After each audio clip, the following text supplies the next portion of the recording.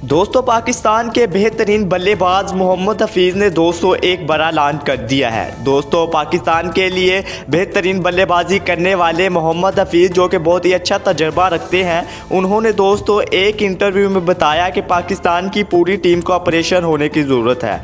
दोस्तों मोहम्मद हफीज़ ने अपने इस इंटरव्यू में कहा कि अगर मैं पाकिस्तान टीम का हेड कोच होता तो मैं मोहम्मद हारिस को ज़रूर खिलाता। दोस्तों मोहम्मद हारिस बहुत ही अच्छे बल्लेबाज हैं।